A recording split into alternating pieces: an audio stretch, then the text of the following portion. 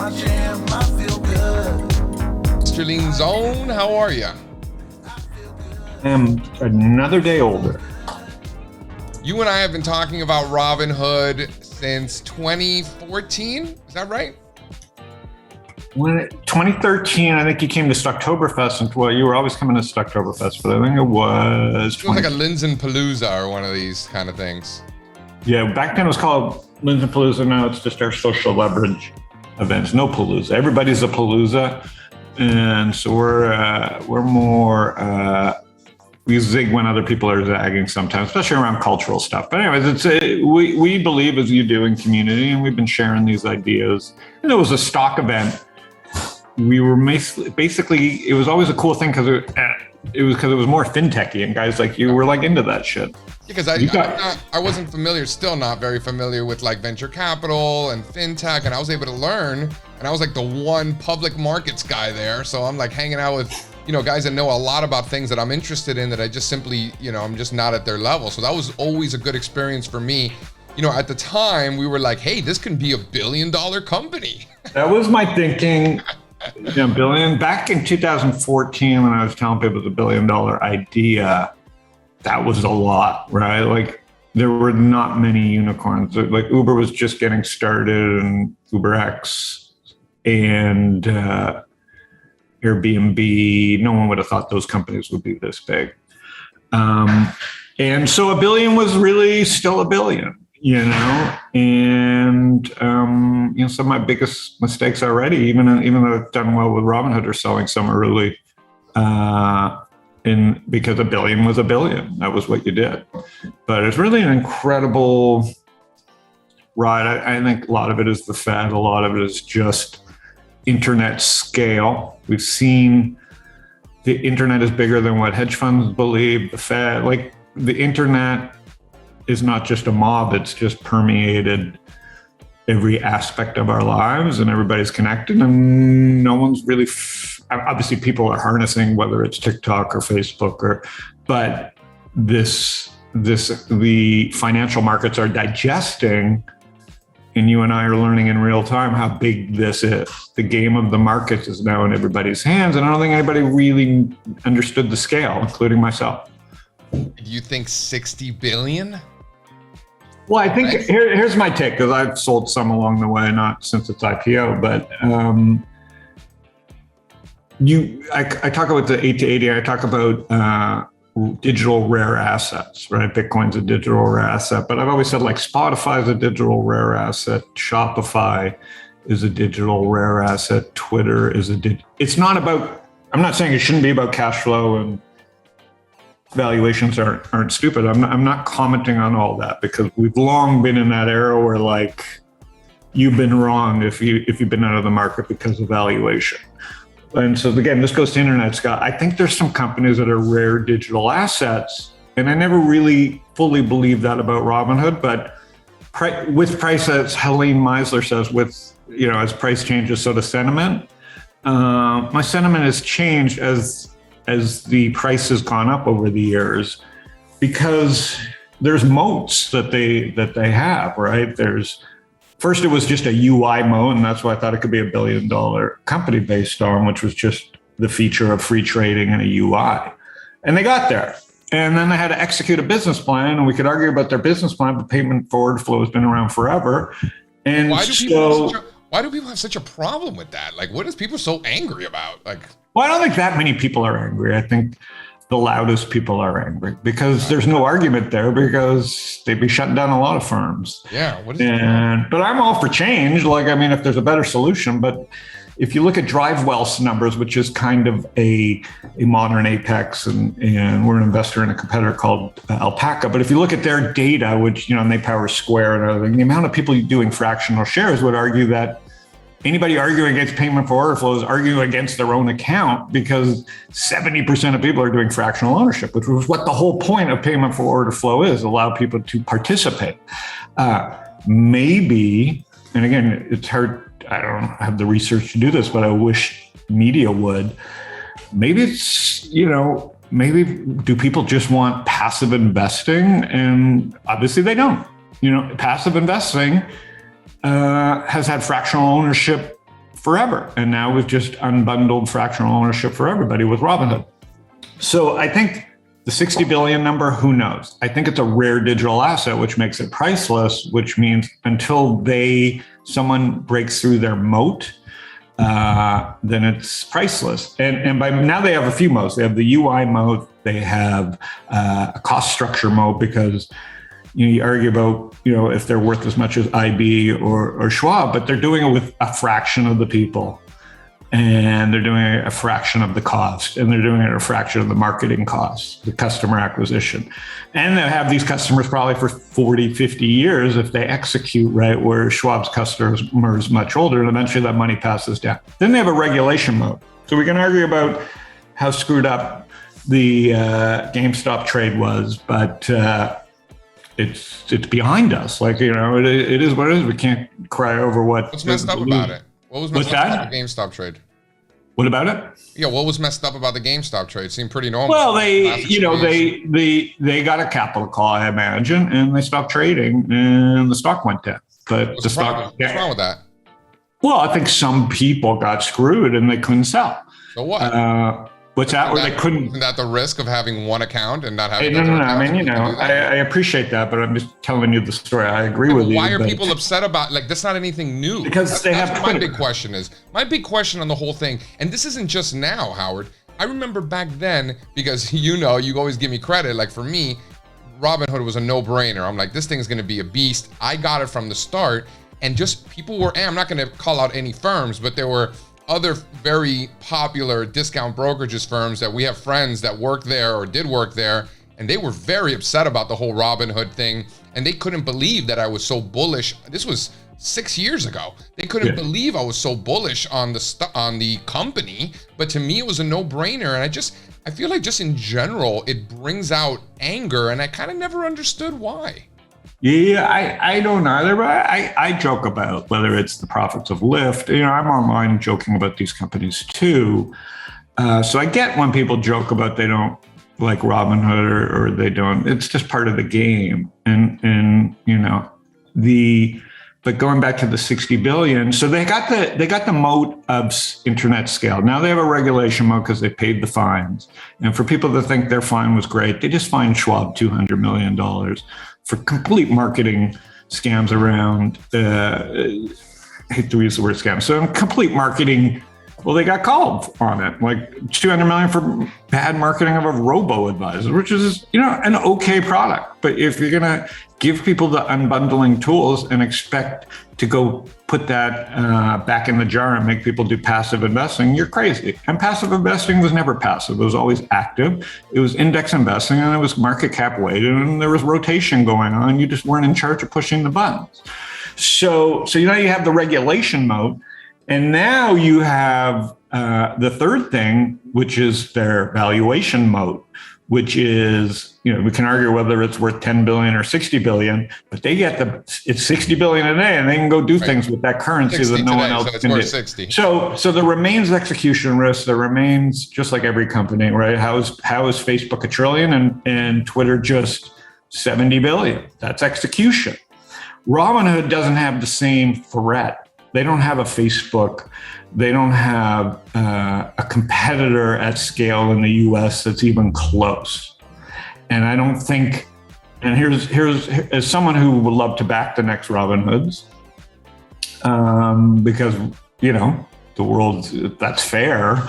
Knowing what I know about Robinhood and all the stress that they had as they grew capital and had, internet scale, if I'm a startup investor, I don't want to play that game knowing it's going to cost me billions of dollars to compete.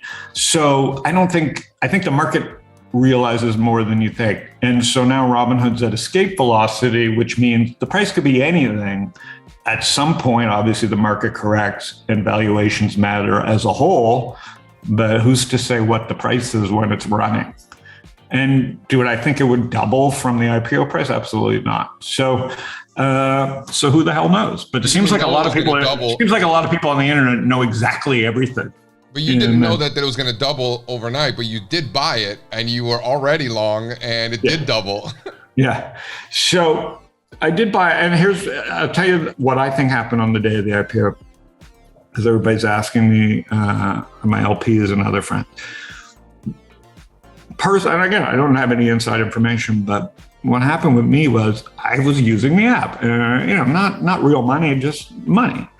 And because I use Morgan Stanley still for most of my stuff, but I'm using the app, and I've told people every day, have multiple brokerage accounts. Like rule number one, I'm not loyal to anybody. I'm loyal to myself and my family.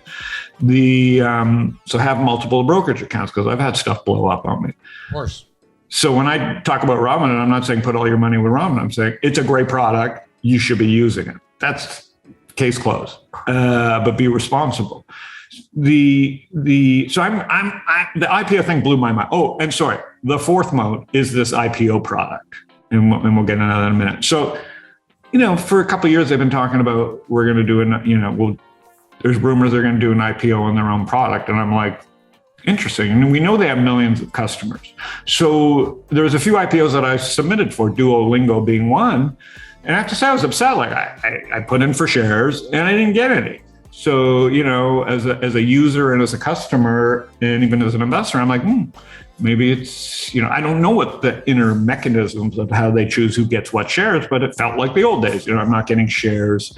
But I don't know how many shares Robinhood had or how many people are in line. I'm not like privileged over the next user. So I don't know the formula, how they choose this. So I wasn't getting shares of any deal. So when it came to the Robinhood IPO, I really only put in for a few shares thinking, what's the point? I won't get any. And then I was talking with my partners the night of, and we all got exactly the allocation we asked for. And my partners took way more than me. And I got my lousy few shares, and I'm like, I didn't apply for them because I didn't think I'd get them. And so I think the market realized that at the beginning. And if I look at the first few days of trading, I'm thinking everybody kind of was confused because maybe there wasn't enough demand. Now you have all these Robinhood shareholders who actually got the exact amount that they were asking for. And I think there was a lot of people selling, like I got too many shares. And the institutions weren't buying. And I think the media sentiment just globbed onto that. And it's, like I said, price changes sentiment, and the media just was so negative. Why do you think?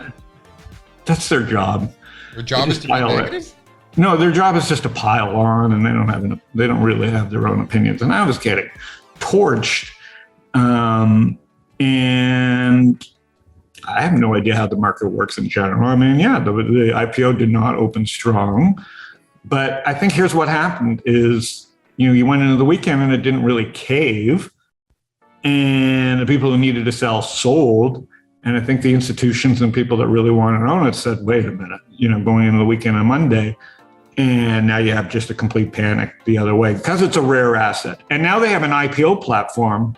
There's like, a week ago, I would say, Duolingo, I can't get the shares I want. But now Robinhood has a new power, which is they distributed their own shares to 300,000 people with FINRA SEC approved and cut out the banks.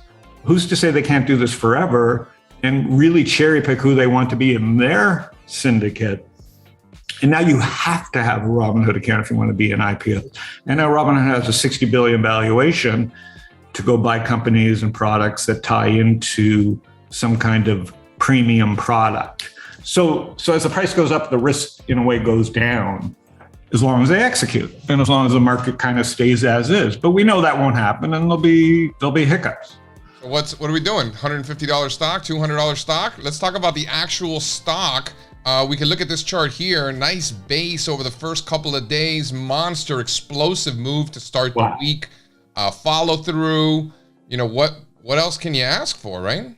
I don't know. You have massive distribution, right? Like you have, so and it's turning over. So it's like strong hands continue. But again, I'm not an expert. I've never really bought IPOs. Where do you buy more, Howard? Where do you buy more? I bought some of those first few days, just not because I needed more, just to experience the whole thing. And I just, once I saw it stop going down and kind of base before the weekend, I was like, And once I saw the sentiment, and I was tweeting images of people just, giving their hot takes on how broken the Robinhood from Galloway to Inc. magazine, everybody was piling in with their opinions. and the market just generally does what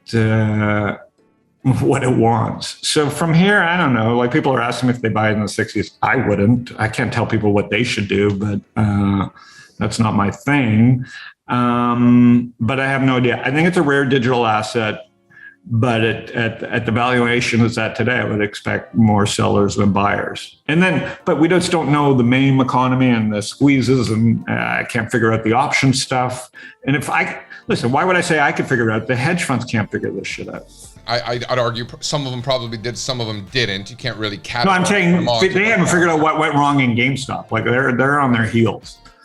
Yeah, some of them were. Some of them were long. Were long. I know for a fact. I have clients that are hedge funds, and they were long. These hedge fund managers, they have people on Reddit. People think that this Reddit community is all retail investors. That's a bunch of bullshit. Hedge funds are all over that. Come on. Correct. Here's what I like to think about the internet now: is it's too big for me to understand, but I like to be on the right side of it. Right? I don't have to get. I just don't want to fight the 90 or 70% that are right.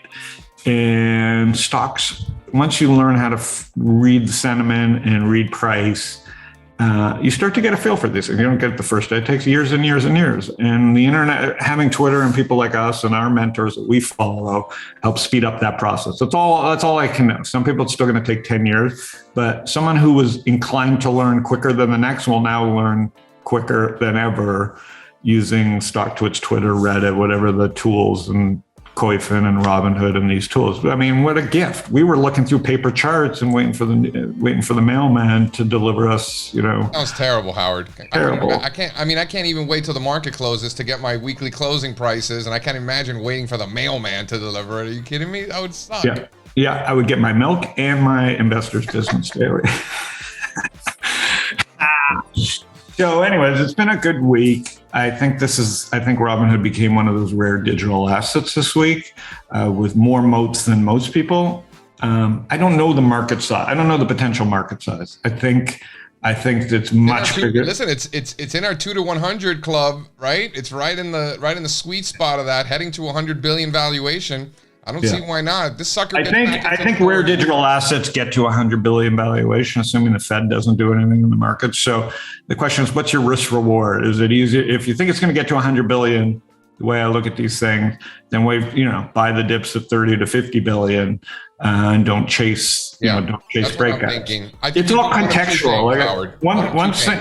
I think you buy weakness down into the 40s if it ever gets there. I'm not saying it is, but if it does, you do have very well-defined risk levels there that you could trade against, or after a consolidation, you could buy the next breakout, which we just got this week. So over time, there will be more of those, and I think you could buy those. So those are the two different strategies that we're employing, and just let the market dictate our actions. I like it. I figured you would.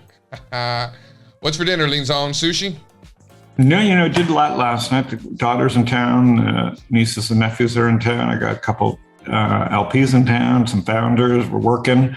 Life is good. You're live on Twitter right now, so give a shout out to your friends on Twitter. Say hi.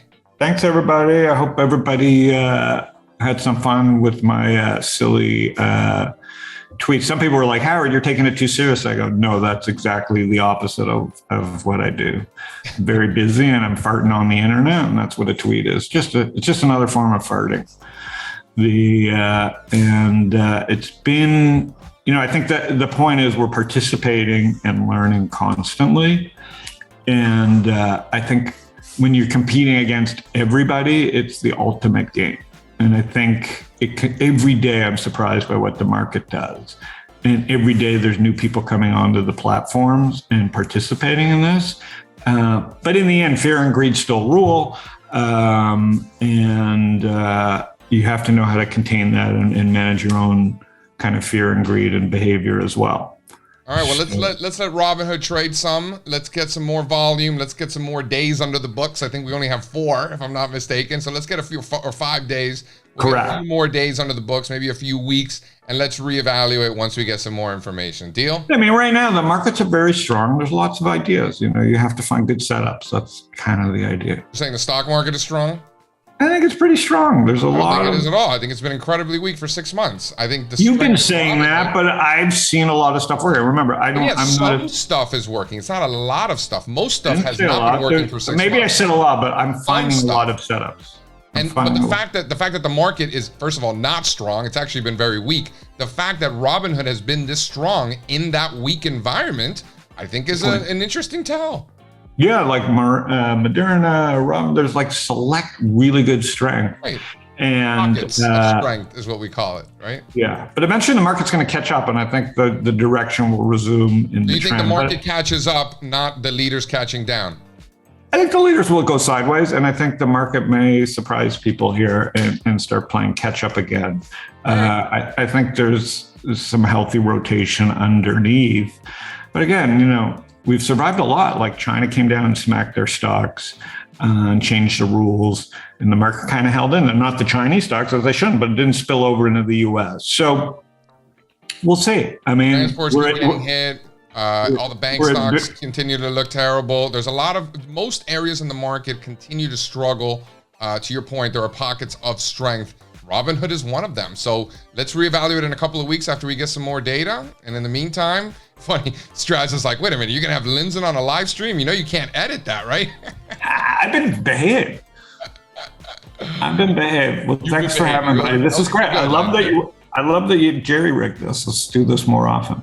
All right. Rock and roll. Thanks, guys.